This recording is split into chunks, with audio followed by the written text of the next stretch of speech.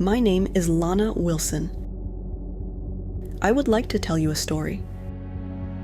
A story about my mother. She was an excellent storyteller. But let's start from the beginning.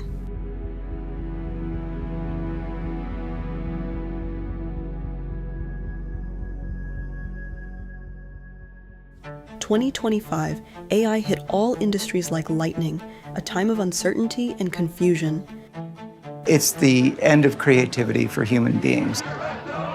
Will we still need humans? Not for most things. Actors must be human beings. Eventually, my hope for AI is that it's an additional revenue stream. This fusion of AI and robotics that's happening right now is one of the most thrilling technological leaps of my lifetime.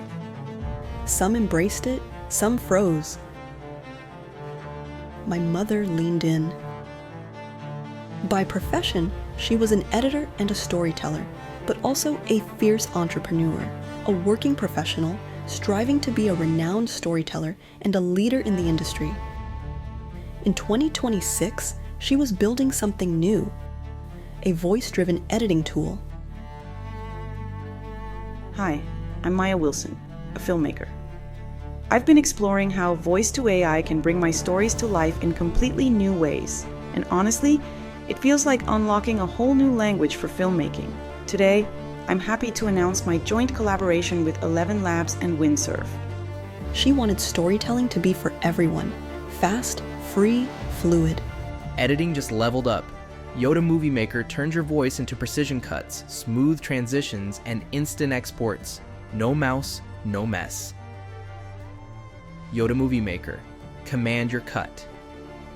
It didn't take long before it became a huge success.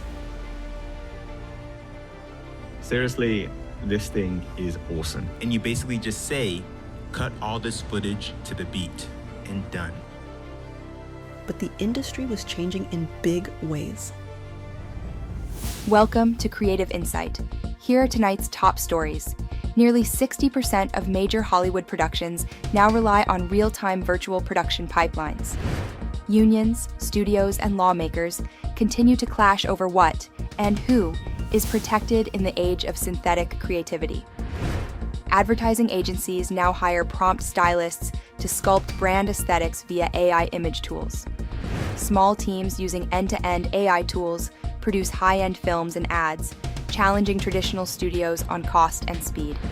Boston Dynamics Robot Ensemble teams up with contemporary dance troupe Motion Union in a groundbreaking new show called The Latent Space Lullaby.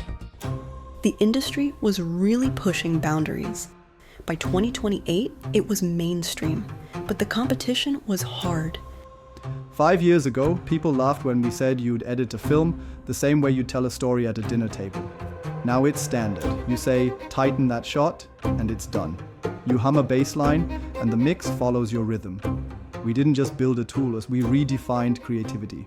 The film and music industries didn't just go digital, they went conversational. And that changed everything. It ballooned fast. Investors, stakeholders, it all had a way of tying her to more production. She tells me that at that time, she felt she was losing her voice to the algorithm.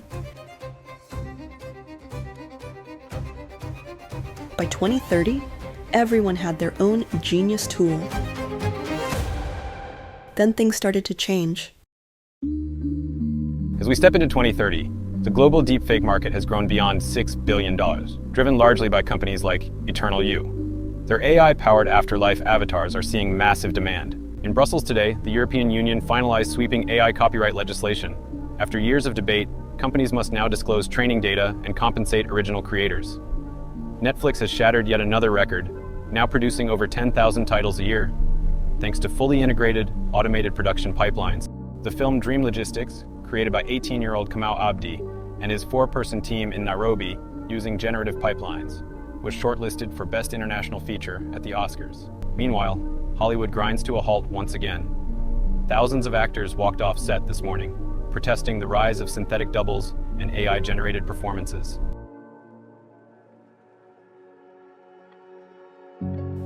By 2032, she left the commercial industry. Maya was the real driving force behind the whole thing. No question. She made this amazing tool, yeah, but I don't think that's what she was really after. Part of her, I think, was always looking for something else. I think, personally, it was when everything started feeling so generic. There was just this overload of what she used to call a soulless content tsunami. Yeah, that was her phrase. But it wasn't a critique of the creativity happening back then. There was a lot of amazing stuff being produced. I think it was more about the direction everything was heading. That's what didn't sit right with her. She sold her shares and bought herself a house on the countryside where she made her first 8mm short film.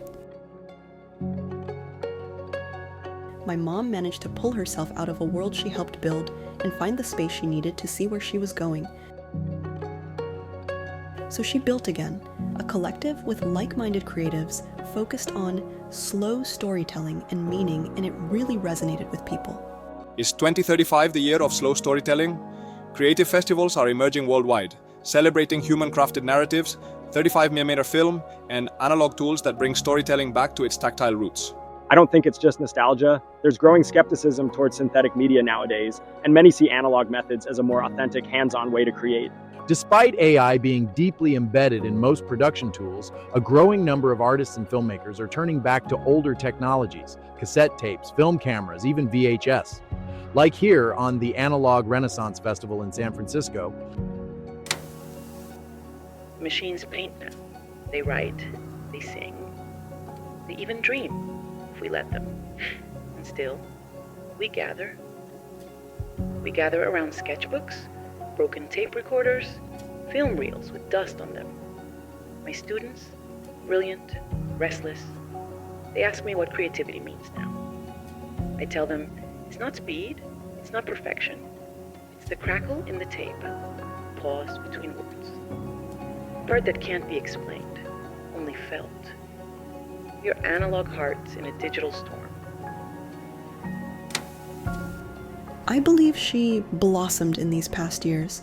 She found her way back to something real, to herself.